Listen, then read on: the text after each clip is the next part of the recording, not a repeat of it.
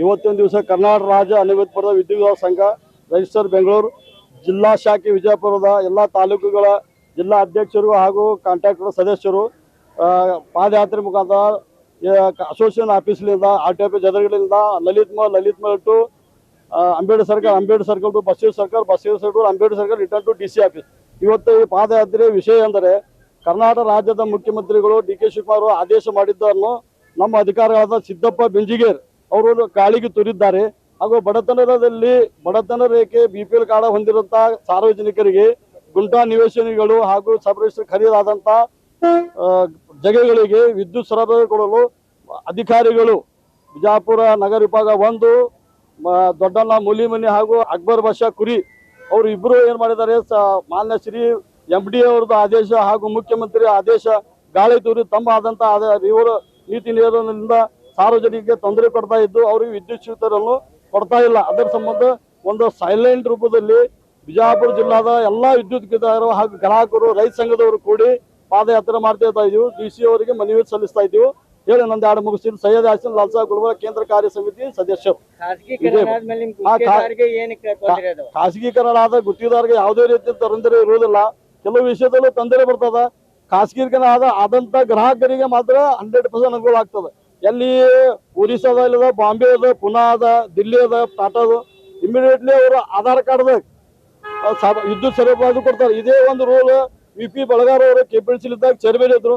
ಕೇವಲ ಆಧಾರ್ ಕಾರ್ಡ್ ರೂಪದಲ್ಲಿ ವಿದ್ಯುತ್ ಶಕ್ತಿಯನ್ನು ಕೊಟ್ಟು ಆ ನಿಯಮವನ್ನು ಪಾಲಿಸಿ ಎಲ್ಲರೂ ಸಂಪೂರ್ಣ ಕರ್ನಾಟಕ ರಾಜ್ಯದ ಗ್ರಾಹಕರಿಗೆ ಸಣ್ಣ ಪುಟ್ಟ ಮನೆಗಳಿಗೆ ಕಮರ್ಷಿಯಲ್ ಬೇಕಾಗಿಲ್ಲ, 3-4 ಅಂತಸ್ತು ಬೇಕಾಗಿಲ್ಲ, ಗ್ರಾಂಡ್ 30, 40, 60 ಒಂದು ಅರ್ಧ ಗುಂಟೆ ನಿವೇಶನಗಳಿಗೆ ವಿದ್ಯುತ್ ಶಕ್ತಿ ಕೊಡಬೇಕು ಅಂತ ನನ್ನ ಆಗ್ರಹ ಇದೆ. ನಮ್ಮ ಬೇಡಿಕೆ ಇದೆ, ಸಾರ್ವಜನಿಕರಿಗೆ ಸಂಪೂರ್ಣ ವಿದ್ಯುತ್ ಕೊಡಬೇಕಂತ ನಮ್ಮ ಬೇಡಿಕೆ ಇದೆ. ಯಾವುದೇ ಸಪ್ಲೈ ರೆಗ್ಯುಲೇಷನ್ ಇಲ್ಲ. ನೀವು MS ಬಿಲ್ಡಿಂಗ್ ಆಗಲಿ 10 ಫ್ಲೋರ್ 4 ಫ್ಲೋರ್ ಮಾಡಿದ್ರೆ ಕರ್ನಾಟಕ ಏನು ಆದೇಶ ಅದ ಪ್ರಕಾರ ಪಾಲಿಸ್ರಿ. ಸಣ್ಣ ನಿವೇಶನಗಳಿಗೆ ಯಾವುದೇ ಕಂಡೀಷನ್ ಇರಲಾರ್ದೆ ಆಧಾರ್ ಕಾರ್ಡ್ ಅಥವಾ ಅವ್ರದ್ದು ಪ್ರಾಪರ್ಟಿಯನ್ನ ಗುಂಟಾ ನಿವೇಶನ ಬಕ್ಷಿಸ್ ಪತ್ರ ಬಾಂಡ್ ಇದ್ದಲ್ಲಿ ಅವ್ರಿಗೆ ಸಪ್ಲೈ ಕೊಡಬೇಕು ನನ್ನ ಆದೇಶ ಇದೆ. ಇವತ್ತ ಕರ್ನಾಟಕ ರಾಜ್ಯ ಅನುಮತಿ ಪಡೆದ ಗುತ್ತಿಗೆದಾರ ಸಂಘ ಏನು OCC ಸಲುವಾಗಿ ಒಂದೇನು ಹೋರಾಟವನ್ನ RTO ಕಚೇರಿಯಿಂದ DC ಆಫೀಸ್ ವರೆಗೆ ಏನು ಹಮ್ಮಿಕೊಂಡಿದೆ. ಅದಕ್ಕೆ ನಮ್ಮ ರೈತ ಭಾರತ ಪಕ್ಷದಿಂದ ಸಂಪೂರ್ಣವಾಗಿ ಬೆಂಬಲ ಇದೆ.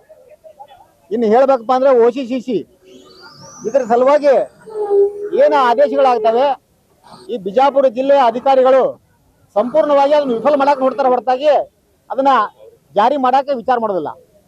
ಮೇನ್ ಉದ್ದೇಶ ಇಷ್ಟೇ ಅಂದ್ರೆ ಈ ಅಧಿಕಾರಿಗಳು ಸುಮಾರು ವರ್ಷಗಳಿಂದ ಒಂದೇ ಜಾಗದಲ್ಲಿ ಇದ್ದಾರೆ.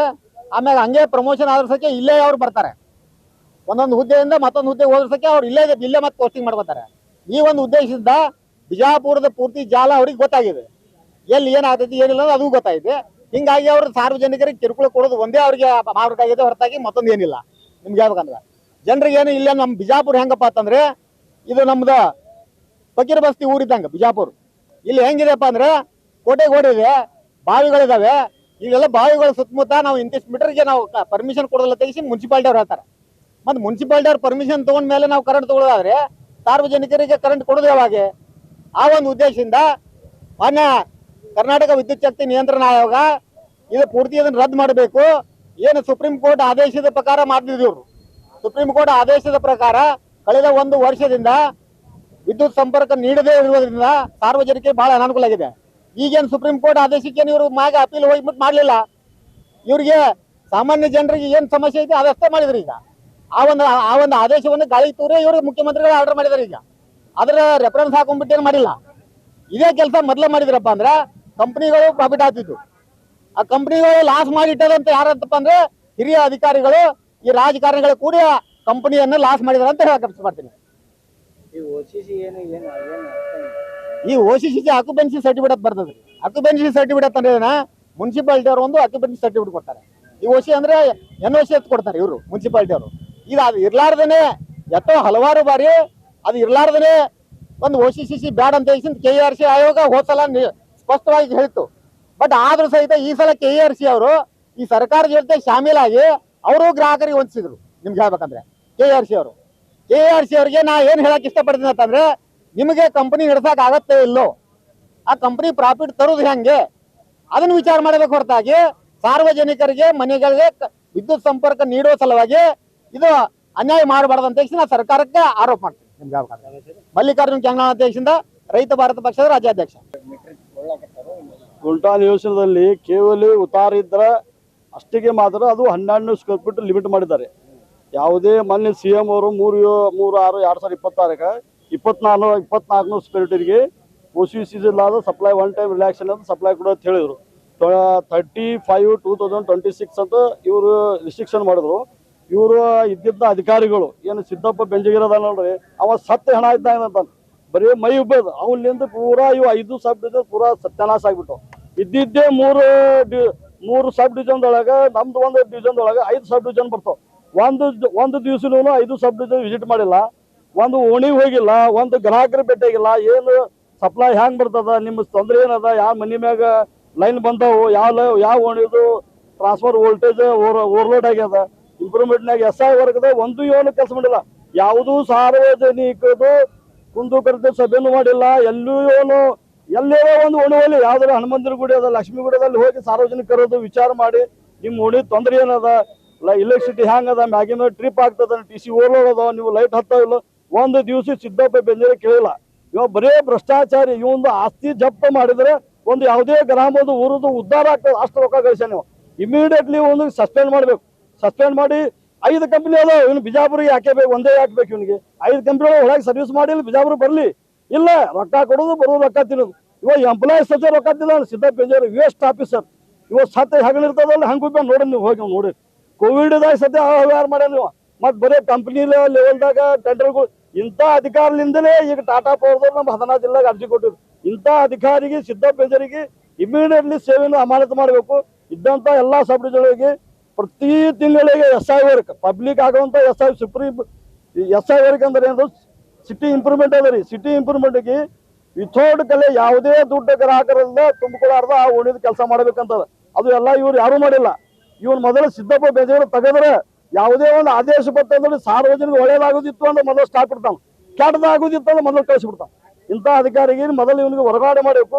ಹೊರಗಾಡೆ ಮಾಡಿ ಒಂದು ಆಸ್ತಿ ವಿವರಣೆ ಲೋಕಾಯುಕ್ತದವರು ಹಾಕಿ ಇವೊಂದು ಆಸ್ತಿ ವಿವರಣೆ ಮಾಡಿಬಿಟ್ರೆ ಒಂದು ಯಾವುದೇ ಗ್ರಾಮೀಣ ವಿಭಾಗದ ಒಂದು ಏನು ವರ್ಷದ ಬಜೆಟ್ ಅದ ಅಷ್ಟು ಪೂರ ಕ್ಲಿಯರ್ ಆಗ್ತದೆ. ಒಂದು ಆಸ್ತಿ ಜಪ್ ಮಾಡ್ರಿ ಮೊದಲು ಇವ್ನು ಟ್ರಾನ್ಸ್ಫರ್ ಮಾಡಿ. ಅಂದ್ರೆ ಬಿಜಾಪುರ ಜನ ನಿಮ್ಮಂತ ಇರ್ತಾರೆ. ಈಗ ನೋಡಿ ಮೊನ್ನೆ ಬಂದಾನ ಸ್ಟ್ರೈಕ್ ದಿವಸ ಬಂದು ಅಲ್ಲಿ ಸೇರ್ಸುದ ಹೋಗ್ತಿರ್ತ ಕುಂದ ಗುಂಟಾಗಳಿಗೆ ಕನೆಕ್ಷನ್ ಕೊಡಬಾರ್ದು. 1200 ಸ್ಕ್ವೇರ್ ಫೀಟ್ 24 ಸ್ಕ್ವೇರ್ ಫೀಟ್ ಏನು ಕರ್ನಾಟಕ ರಾಜ್ಯ ಆದೇಶ ಅದ, ಅದ್ರೊಳಗೆ ಏನೂ ಬರ್ತಿಲ್ಲ. ಎಷ್ಟು ಪ್ಲಾಟ್ ಸೈಜ್ ಅದ ಅಷ್ಟು ಪ್ಲಾಟ್ ಉತ್ತಾರ ಇದ್ದವನಿಗೆ ಸಪ್ಲೈ ಕೊಡೋದು ಹೇಳಿದ್ರು. ಬಂದಿಲ್ಲ, ಬಂದು ಸಬ್ ಡಿವಿಷನ್ ಕಾಂಪ್ಲಿಕೇಟ್ ಮಾಡ್ತಾವ. ಬರೀ ಕೆಲಸ ಅಂತೂ ಏನೂ ಇಲ್ಲ, ಬರೀ ರೊಕ್ಕ ತಿನ್ನೋದು. ಅದು ಬಿಟ್ಟು ಏನೂ ಮಾಡಿಲ್ಲ. ಒಂದು ಸಿಟಿ ಇಂಪ್ರೂವ್ ಮಾಡಿಲ್ಲ, ಏನೂ ಮಾಡಿಲ್ಲ. ಮೊದಲು ಇವನು ಸಸ್ಪೆಂಡ್ ಮಾಡಕ್ಕೆ ನಾನು ಆಗಿರೋದು. अभी आपने देखा कि सिद्धप्पा बेंजरगी जो उनका हायर अथॉरिटी डिवीजन ऑफिसर है उसका वो भ्रष्ट अधिकारी है और उसको जल्द से जल्द सस्पेंड किया जाए, यही मांग लेकर बीजापुर जिले के तमाम जो है कॉन्ट्रैक्टर्स, इलेक्ट्रिक कॉन्ट्रैक्टर्स ने है जो है रास्ते पर उतर आए हैं और वो डिप्टी कमिश्नर बीजापुर को जो है मनवी दे रहे हैं कि भ्रष्ट अधिकारी को जो है जल्द से जल्द सस्पेंड किया जाए और सार्वजनिक जो लोगों को जो जिससे परेशानी हो रही है, खासकर गुंटा प्लाट हो या ये गुंटा प्लाट हो या कोई और हो, उससे जो है इससे कामों में रुकावट आ रही है, ऐसा कॉन्ट्रैक्टर्स का कहना है। कैमरामैन सुफियान के साथ मैं Khurshid Alam, B news nation, Bijapur.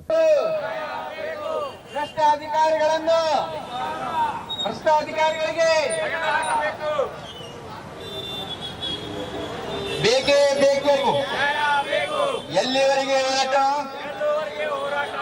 ಎಲ್ಲಿವರೆಗೆ ಹೋರಾಟ? ಬೇಕೇ ಬೇಕು.